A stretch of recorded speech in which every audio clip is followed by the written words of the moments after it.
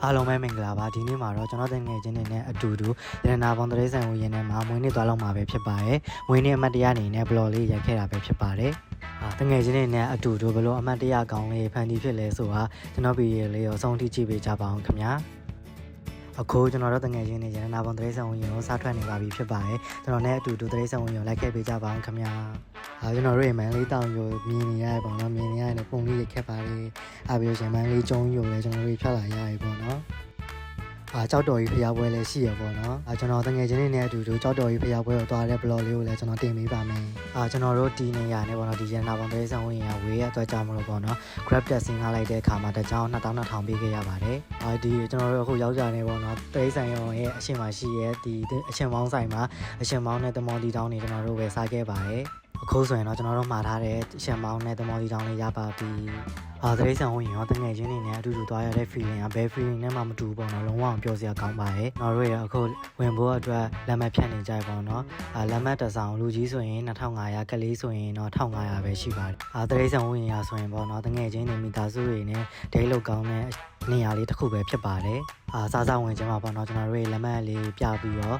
့တယောက်ချင်းစီဝင်ရပါတယ်ဝင်ချင်းမှာဒီလိုမျိုး map လေးထားပေးရအတွက်လည်းပေါ့နော်ဘယ်နေရာမှာဘယ်တရေဆန်လေးရှိလဲဆိုတော့ကျွန်တော်တို့ရေတေချာကြည့်လို့ရပါတယ်ကျွန်တော်တငယ်ချင်းတွေရောကျွန်တော်အပါဝင်ပေါ့နော်ဒီငါးကြီးကအကြီးပဲဆိုပြီးတော့ထူးထူးဆန်းဆန်းနဲ့ကြည်နေကြပါသေးတယ်တယောက်ကတော့ပေါင်မုံတွေပြချကျွေးနေပါတယ်အမိုးရထားတဲ့အတွက်ကြောင့်မလို့ပေါ့နော်နေရာလေးမှာတစ်ပင်စိမ့်စိမ့်ဆူဆူလေးပေါ့နော်လုံးဝတောအုပ်လေးတော့ရောက်သွားသလိုပဲပေါ့နော်လုံးဝနေချင်းစရာလေးနဲ့အေးချမ်းချမ်းလေးဖြစ်နေပါတယ်ကျွန်တော်တို့တွေနေဖို့အတွက်နေရာကောင်းလေးတစ်ခုလိုက်ရှာနေကြပါတယ်မိုးရွာထားလို့ပေါ့နော်အောက်မှာရှုံလေးတော့နည်းနည်းတော့ထနေရပေါ့နော်ဒါပေမဲ့လည်းမိုးရွာထားတဲ့အချိန်လေးကြောင့်ပေါ့နော်တစ်ပင်လေးတွေစိမ့်တိုးဆူဆူလေးရဲ့ဒီဝတ္ထုတာယာလာလေးတွေကြောင့်မလို့ပေါ့နော်လုံးဝကိုနေချင်းစရာလေးနဲ့လုံးဝဘလို့ပေါ့တာယာတဲ့မြင်ကွင်းလေးတစ်ခုဖြစ်နေပါတယ်မသိဘူးပေါ့နော်ကျွန်တော်တို့ရဲ့အကုန်လုံးတော့ OPC လေးထဲမှာလမ်းလျှောက်သွားနေတဲ့ feelingလေးကိုကျွန်တော်ရခဲ့ပေါ့နော်အဲ့ fight လေးလည်းရခဲ့ပေါ့နော်လုံးဝပြောစရာလည်းကောင်းပါတယ်ကျွန်တော်တို့ရေထိုင်ဖို့အတွက်နေရာအခုတတိရှာနေအောင်ပဲရှိပါသေးရပေါ့နော်အဲ့တော့ကျွန်တော်တို့ရေထိုင်မဲ့နေရာလေးကိုတွေ့ပြီးဖြစ်တဲ့အတွက်ကြောင့်ကျွန်တော်တို့မှာပါလာတဲ့ဖြာလေးနဲ့ရှက်ကိုခင်းလိုက်တယ်ပေါ့နော်ကျွန်တော်တို့ရေအားလုံးမွေးနေ့ချင်းတငယ်ချင်းလေးတွေပေါ့နော်နောက်ကမြောက်အော်တော်နဲ့အတူတူ Happy Birthday သရှင်ဆိုပြီးနေကြတာပဲဖြစ်ပါတယ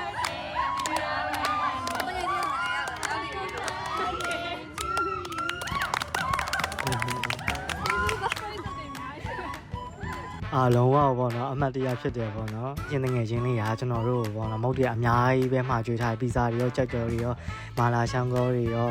ာဆူရှီဆိုလဲ box နဲ့ပေါ့နော်အများကြီးပဲကျွန်တော်တို့ treat ထားပါတယ်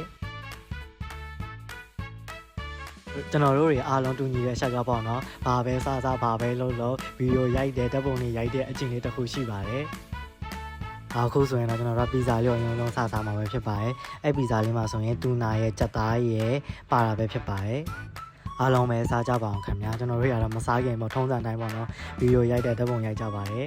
ခုဆိုရင်တော့ကျွန်တော်တို့ရဲ့အကုန်လုံးအားရပါရစားနေကြပြီပဲဖြစ်ပါတယ်ဟုတ်ကဲ့တယောက်ချင်းစီကိုလိုက်ကြည့်ပေးကြပါအောင်ခင်ဗျာကျွန်တော်ကတော့အခုမှလာကြောက်ကြော်လေးစားနေပဲဖြစ်ပါတယ်တငယ်ချင်းမွေးနေ့မှာကျွေးရမလို့ကျွန်တော်အားရပါရရေးစားနေပေါ့နော်ကျွန်တော်တို့ပေါ့နော်ပုံနေရဲ့ဒီဆူရှီလေးတွေကိုဟိုဘက်မှာရှိတဲ့အာဝူအသားမိလေးတွေကိုတွားပြီးကျွေးမှာပဲဖြစ်ပါတယ်သူတို့ကလည်းဆူရှီကြိုက်တယ်ပေါ့နော်ကျွန်တော်တို့လိုပဲသူတို့လည်းအားရပါရစားနေကြပါတယ်ကျွန်တော်ရဲ့အကောင်လုံးစားပြီးရတဲ့မွေးနေ့ရှင်လေးကိုမိတ်ကပ်ပြင်ပေးနေကြပဲဖြစ်ပါတယ်မိုးရွာလာလို့ပေါ့နော်ကျွန်တော်တို့ရဲ့အကောင်လုံးပစ္စည်းတွေမြန်သိမ်းပြီးတော့တရိတ်ဆောင်ဝင်တော့ရထားနဲ့ပတ်ကြည့်မှာပဲဖြစ်ပါတယ်မိုးကြလာလို့ပေါ့နော်ပါလာတဲ့ဟာတွေအကောင်လုံးခေါင်းပေါ်မှာစောင်းနေကြပဲဖြစ်ပါတယ်ကျွန်တော်တို့ရဲ့ရထားစီးဖို့ရထားရှိတဲ့နေရာသွားနေကြပြီဖြစ်ပါတယ်ခုဆိုရင်တော့ရထားရှိတဲ့နေရာလေးကိုရောက်ရှိပြပဲဖြစ်ပါတယ်ရထားတို့ရတော့အများကြီးပါတယ်ပေါ့နော်ကျွန်တော်တို့လိုပဲတငယ်ချင်းအဖွဲလိုက်တယ်အများကြီးပဲလာစီးကြရပေါ့နော်လုံးဝအောင်ပျော်စရာကောင်းပါတယ်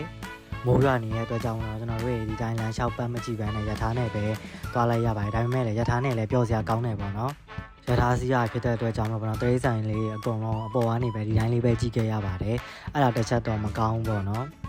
်ဒါပေမဲ့တငယ်ချင်းတွေနဲ့အတူတူပေါ့နော်ရထားစီးရတဲ့ feeling ကလုံးဝဘာနဲ့မှမတူဘူးပေါ့နော်လုံးဝတော်တော်ပြောစရာကောင်းတယ်လို့ပြောရမယ်။နောက်ဖင်ကြီးကိုလည်းတွေ့ခဲ့ရပါတော့ဟိုမှာအတွဲလေး2ယောက်ဖတ်နေရကိုလည်းတွေ့ခဲ့ရပါသေးတယ်။ကျွန်တော်တို့ဆင်ရှိရဲ့နေရာလေးမှာရထားရပ်ပေးပါတယ်။စိန်လေးကိုကျွန်တော်တို့ရစာကျွေးနေကြပဲဖြစ်ပါတယ်။ကျွန်တော်တို့ဆင်ကြည့်ပြီးတော့ရထားပေါ်ပြန်တက်ပြီးပဲဖြစ်ပါတယ်။အဲ့ရနေတဆင်ကျွန်တော်တို့ရေတမင်းနေတရေတွေရှိရဲ့နေရာကိုသွားကြမှာပဲဖြစ်ပါတယ်။တော် PC လေးထဲမှာရထားလေးစီးနေရသလိုပဲပေါ့နော်။ခုဆိုရင်တော့တမင်းနေတရေတွေရှိရဲ့နေရာကိုရောက်ပြီပဲဖြစ်ပါတယ်။ ကျွန်တော်ကတော့တမင်လို့ချစ်စရာကောင်းတဲ့အတွက်သွားကင်ကြည့်နေရပဲဖြစ်ပါတယ်ကျွန်တော်တို့ရဲ့အခုရထားစီနေကြပဲဖြစ်ပါတယ်တငယ်ချင်းတွေနဲ့မဟုတ်လားမသိဘူးပေါ့နော်လုံးဝကိုပျော်စရာကောင်းပါတယ်ကျွန်တော်တို့ရေမင်းမကြည့်ရပါရေမင်းရှိတဲ့နေရာကိုပြန်ပြီးတော့လမ်းလျှောက်သွားခဲ့ပါတယ်အခုဆိုရင်တော့ကျွန်တော်တို့ရေမင်းရောအစာကျွေးရောက်မှာပဲဖြစ်ပါတယ်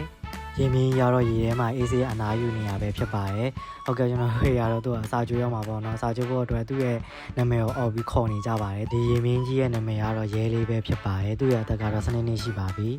သူ့ကိုခေါ်လိုက်လို့လာမသိဘူးပေါ့နော်ရှက်ရှင်းကုန်းပေါ်တက်လာပဲဖြစ်ပါတယ်ကျွန်တော်တို့သူ့ကိုအစာအစာကျွေးနေပါပြီပဲဖြစ်ပါတယ်ရေမင်းကြီးကတော့အားရပါရရေးစားနေပါပြီခင်ဗျာဟိုဘက်မှာသူ့ရဲ့မိန်းမနဲ့သူ့ရဲ့ကလေးလေးရှိရတော့ကျွန်တော်တို့သွားကြည့်မှာပဲဖြစ်ပါတယ်